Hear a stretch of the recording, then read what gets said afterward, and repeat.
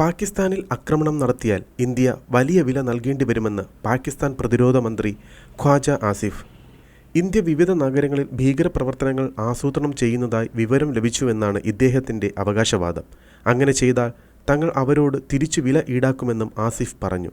പഹൽഗാം ഭീകരാക്രമണത്തിൻ്റെ ആരോപണ മുനയിൽ നിൽക്കെ പാക് പ്രധാനമന്ത്രി ഷഹബാസ് ഷെരീഫ് അടിയന്തര യോഗം വിളിച്ചിട്ടുണ്ട്. ഭീകരാക്രമണത്തിൻ്റെ പശ്ചാത്തലത്തിൽ പാകിസ്ഥാനെതിരെ കടുത്ത നടപടിയിലേക്ക് നീങ്ങിയിരിക്കുകയാണ് ഇന്ത്യ. ഇന്ത്യയിലുള്ള എല്ലാ പാക് പൗരന്മാരും ഏപ്രിൽ 27-നുള്ളിൽ നാട് വിടണമെന്നാണ് ഇന്ത്യ നിർദ്ദേശം നൽകിയിട്ടുള്ളത്. പാക് പൗരന്മാർക്ക് ഇന്ത്യയിലെത്തുന്നതിന് നൽകിയിരിക്കുന്ന എല്ലാ തരത്തിലുള്ള വിസകളും റദ്ദാക്കി. ചികിത്സയ്ക്കായി ഇന്ത്യയിലെത്തിയ പാകിസ്ഥാനികൾക്ക് നൽകിയ മെഡിക്കൽ വിസകൾ ഉൾപ്പെടെ റദ്ദാക്കുകയും മെഡിക്കൽ വിസയിലെത്തിയവർ ഏപ്രിൽ 29-നകം രാജ്യം വിടണമെന്നും നിർദ്ദേശം നൽകി. പാകിസ്ഥാനിലുള്ള ഇന്ത്യക്കാരോട് എത്രയും വേഗം തിരികെ എത്താനും വിദേശകാര്യ മന്ത്രാലയം നിർദ്ദേശിച്ചിട്ടുണ്ട്.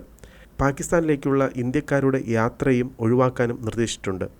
സിന്ധു നദീജല കരാർ മരവിപ്പിച്ച തീരുമാനമാണ് പാകിസ്ഥാന് കടുത്ത തിരിച്ചടിയായിരിക്കുന്നത്. ഈ നീക്കം പാകിസ്ഥാനിൽ വലിയ ആശങ്കയ്ക്കാണ് ഇടയാക്കിയിരിക്കുന്നത്.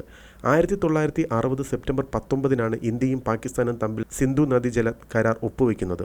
വിഭജനത്തിന് ശേഷം ഇരു രാജ്യങ്ങളിലൂടെയും ഒഴുകുന്ന സിന്ധു നദി ആര് നിയന്ത്രിക്കുമെന്നും ആർക്കാണ് കൂടുതൽ ജലം ലഭിക്കുന്നതെന്നും ഉൾപ്പെടെയുള്ള തർക്കങ്ങളാണ് ഇതിന് കാരണമായത്.